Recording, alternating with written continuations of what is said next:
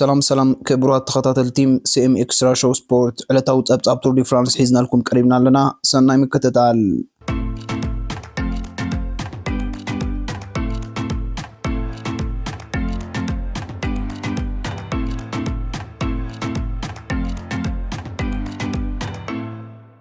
ناب أول طريق بوكاتشام زازي زركب تور دي فرانس 45 حملة مبل 10 شعات مدرخم كتسيلوم أبزا مدرخ دمام أبزنا يلوم عمت وددر تازا حصرت مدرخم مالت 9.1 كيلومتر زحكتا وددر يوم أكايدوم زا مدرخ كلتناي هورس كاتاغور حانت دما ناي كلتا كاتاغوري عقبتات زحقوفتيام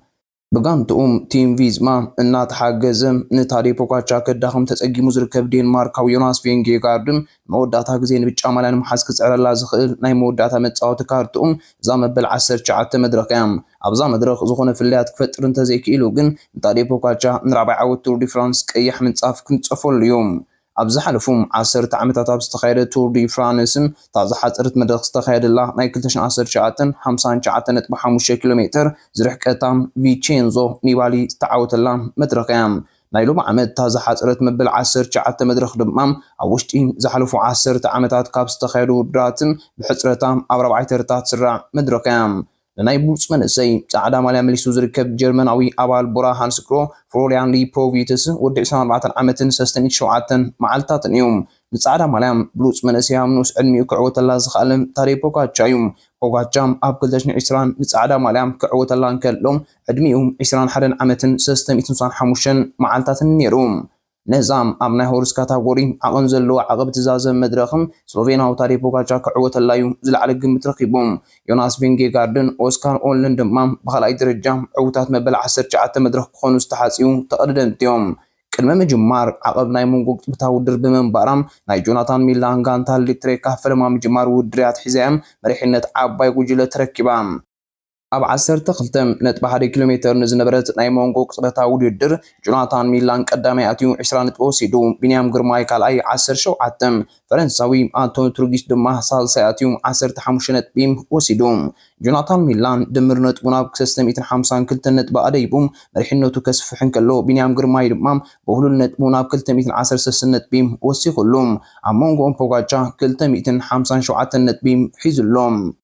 ኣብ 24 ኪሎሜትር ስሎቬናዊ ፕሪሞዝ ሮግሊችን ፈረንሳዊ ሌኒ ማርቲነዝን ዝርከቦም ተቐዳደምቲ ቆሪጾም ከይዶም ቲም ዌለንስ ንዓባይ ጉጅለ ኣብ ዝቕልሶ ዝነበረ ህሞት ድማ ኣሜሪካዊ ኣባል ቪዝማ ሴኮስን ካብ ዓባይ ጉጅለ ተሪፎም ኣብ 29.1 ኪሎሜትር ናይ ሆርስ ካታጎሪ ዓቐን ዝነበራ ናይ ዓቐብ ውድድር ሌኒ ማርቲነዝ ቀዳማይ ኣትዩ 20 ነጥቢ ወሲዱ ፕሪሞዝ ሮግሊች 15 ቫለንቲን ፓረት ፔንትረ ድማ 12 ነጥቢ ወሲዱ ኣብ 30 ኪሎሜትር ፈረንሳዊ ኣውረሊን ፓረት ፔንትረም ሮግሊችን ሌኒ ማርቲነዝን ተጸምቢርዎም ኣብ 34 ኪሎሜትር ፕሪሞዝ ሮግሊች ሌኒ ማርቲነዝን ፓረት ፔንትረን ንቪክቶር ካምፔናርትስ ኢኔር ሩቢኦም ብሩኖ ኣርሚራልን ቶቢያስ ፎስን ዝሓዘት ካልኢት ጉጅለም ናይ 34 ካልኢት ንዓባይ ጉጅለ ድማ ናይ 55 ካልኢት ናይ ግዜጋግ ኣንጺፋትሎም ኣብ 41.6 ኪሎሜትር ኣብ ዝነበረት ናይ ክልተ ካታጎሪ ዓቐን ዝነበራ ናይ ዓቐብ ውድድር ፈረንሳዊ ማርቲነዝ ቀዳማይ ኣትዩ 5 ነጥቢ ወሲዱ ቫለንቲን ፓረት ፔንትረ 3 ፕሪሞዝ ሮግሊች ድማ 2 ነጥቢ ወሲዱ ንኻልኢት ጉጅለም ካብ ዝጎበጠት ዓባይ ጉጅለ ድማ ማርክ ሶለር ቀዲሙ ኣትዩ ንዝተረፈት 1 ነጥቢ ወሲዱ ኣብ 42 ኪሎሜትር ኣብ ዓባይ ጉጅለ 25 ተቐዳደምቲ ኣብ ዝተርፍሉ ፈረንሳዊ ሌኒ ማርቲነዝ ካብ ቀዳሚት ጉጅለ ተሪፉ ኣብ 47 ኪሎሜትር ኣብ ቦታ ውድድር ሓያል ዝናብ ክወቅዕ ጀሚሮም ኣብ 48 ኪሎሜትር ድማ ኣብ መንጎ ቀዳሚትን ዓባይ ጉጅለን ዝነበረ ናይ ግዜጋግ ናይ 52 ካልኢታት ነይሮም ጾታ ንኽዛዘም 31 ኪሎሜትር ምስ ተረፎም ካብ ፕሪሞዝ ሮግሊች ዝተረፈ ፓረት ፔንትረ ብዓባይ ጉጅለ ተጎቢጦም ንፖጋቻን ቬንጌጋርድን ዝሓዘት ጉጅለ 26 ተቐዳደምቲ ዝጠርነፈት እያ ኣብ 71 ኪሎሜትር ኣብ ቅድሚት ጸንሐ ፕሪሞዝ ሮግሊችም ዓባይ ጉጅለ ተጎቢጦም ጾታ ንኽዛዘም 19 ኪሎሜትር ምስ ተረፎም ብዓባይ ጉጅለ ዝተተሓዘ ሮግሊች ካብ ዓባይ ጉጅለ ተሪፎም ጾታ ንኽዛዘም 18 ኪሎሜትር ምስ ተረፎም ኣውስትራልያዊ ቤን ኦኮነር ፈረንሳውያን ሌኒ ማርቲነዝን ብሩኖ ኣርሚራልን ሩስያዊ ኣሌክሳንደር ቭላሶቭን ቪክቶር ካምፔናርትስን ካብ ዓባይ ጉጅለ ተሪፎም ንፊሊክስ ጋል ዝሰርሑ ኣባላት ኢጂቲኣር ንመሪሕነት ዓባይ ጉጅለ ተረኪቦም ጾታ ንኽዛዘም 17 ኪሎሜትር ምስ ተረፎም ኣብ ዓባይ ጉጅለ 16 ተቐዳደምቲ ጥራይ ተሪፎም ኣብዚ ዓባይ ጉጅለም ታዴ ፖጋቻን ጆናታን ናርቫኤዝን ዮናስ ቬንጌጋርድን ድማ ሳይሞን ያተስን ሒዞም ተሪፎም ጾታ ንኽዛዘም 16 ኪሎ ሜትር ምስ ተረፎም ጉጅለ ፖጋቻን ቬንጌጋርድን ተሪፋን ዝነበረት ጉጅለም ፕሪሞዝ ሮግሊች ናይ ደቂቕን 2 ካልኢትን ኬቨን ቫኩሊን ናይ 2 ደቂቕን 5 ካልኢትን ናይ ግዜ ጋግ ኣንፂፍሎም ጾታ ንኽዛዘም 15 ኪሎ ሜትር ምስ ተረፎም ጆናታን ናርቫኤዝን ካልም ስኮትሶንን ካብ ጉጅለ ፖጋቻን ቬንጌጋርድን ተሪፎም ጾታ ንኽዛዘም 14 ኪሎ ሜትር ምስ ተረፎም ኣባል ኢንስቲመን ኣርስማን ካብ ቀዳሚት ጉጅለ ቆሪጹም ፖጋቻን ቬንጌጋርድን ስለ ሰዓቦ ግን መጥቃዕቱ ፈሽሉ ምጥማት ፖጋቻን ቬንጌጋርድን ክኸስበሉ ዝወሰነ ኣርስማን ደጊሙ መልሲ መጥቃዕቲ ተመሊሱ ቲምን ኣርስማን ቅድሚ 6 መዓልቲ መበል 14 መድረኽ ቱር ዲ ፍራንስ ተዓዊትሉ ዝነበረ ተቐዳዳማ እዩ ጾታ ንኽዛዘም 5 ኪሎ ሜትር ምስ ተረፎም ኣብ ቅድሚ ዝርከብ ኣርስማን ነታ ፖጋቻ ትቕለ ዝነበረት ንቬንጌጋርድ ፍሎሪያን ሊፖቪትስን ኦስካር ኦንልን ዝሓዘት ጉጅለ ን24 ካልኢትን ንቤን ሄሊ ፍሊክስ ጋል ቶቢያስ ጆንሰን ሃላንድን ን53 ካልኢትን ንኬቨን ቫኩሊን ናይ 4 ደቂቕን 54 ካልኢትን ንፕሪሞዝ ሮግሊች ድማ ናይ 8 ደቂቕን 23 ካልኢትን ናይ ግዜ ጋጋ አንፂፍሎም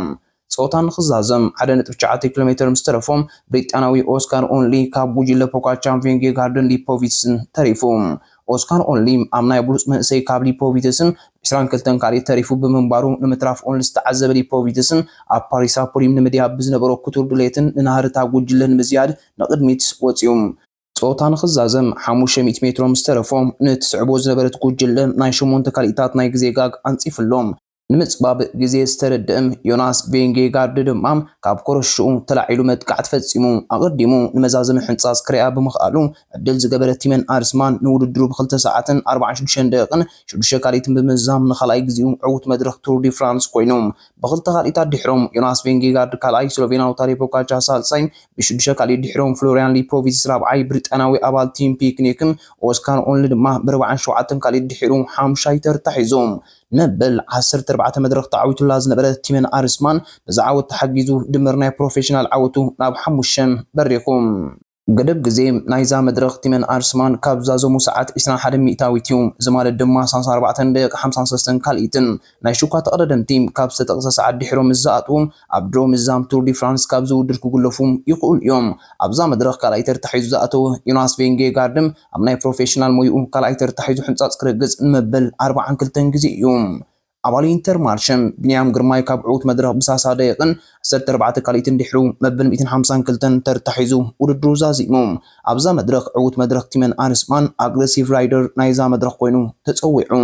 በዚ መሰረት ስሎቬናዊ ታዴ ፖጋቻ ብ69 ሰዓትን 41 ደቂቕን 46 ካልኢትን መሪሕነቱ ዓቂቡ ዮናስ ቬንጌጋርድ ብ4 ደቂቕን 24 ካልኢትን ድሕሩ ካልኣይ ጀርመናዊ ፍሎሪያን ሊፖቪትስ ድማ ብ11 ደቂቕን 9 ካልኢትን ድሕሩ ሳልሳይ ተርታ ሒዙሎም ቢንያም ግርማይ ብ4 ሰዓትን 59 ደቂቕን 32 ካልኢትን ድሕሩ መበል 132 ተርታም ሒዙሎም ብነጥቢ ኢጣልያዊ ጆናታን ሚላ ብ352 ነጥቢ መሪሕነቱ ስፊሑ ስሎቬናዊ ታዴ ፖጋቻ ብ272 ነጥቢ ካልኣይ ኤርትራዊ ቢንያም ግርማይ ድማ ብ213 ነጥቢ ሳልሳይ ተርታ ሒዙሎም ታዴ ፖጋቻ ብ117 ነጥቢ መሪሕነት ኣንበሳ ዓቕብ ዓቂቡ ዮናስ ቬንጌጋርድ ብ104 ነጥቢ ካልኣይ ሌኒ ማርቲነዝ ብ97 ነጥቢ ሳልሳይ ተርታ ሒዙሎም ፍሎሪያን ሊፖቪትስ መሪሕነት ብሉፅ መንእሰይ ዓቂቡ ወፂኡ ብሪጣናዊ ኣባል ቲም ፒክኒክ ኦስካር ኦንሊ ብደቂቕን 3 ካልኢትን ድሕሩ ካልኣይ ፈረንሳዊ ኬቨን ቫኩሊን ድማ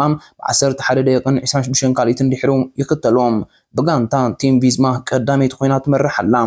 ዌይ ኢማረትስ ብ24 ደቂቕን 23 ካልኢትን ድሕራ ካልኣይ ተርታ ሒዛላ ቱር ዲ ፍራንስ ቀዳም 25 ሓምለ ብመበል 20 መድረኽ ክቕፅል እዩ ኣብዛ መድረኽ ድማ ተቐዳደምቲ 184.2 ኪሎ ሜትር ዝርሕቀታ ውድድር ከካይዱ እዮም መደብና ክሳዕ መወዳእታ ብምክትታልኩም ደጊምና እንዳመስገንና ኣብ ዝቕፅል ቪድዮና ክሳብ ንራኸብ ከም ትልሙድ ላይክ ሼር ሳብስክራይብ ብምግባር ህላውነትኩምን ደገፍኩምና ይፈለየና እንዳበልና ሎም ዘዳልናያ ትሕዝቶም ኣብ ዝንዛዝም ሰላም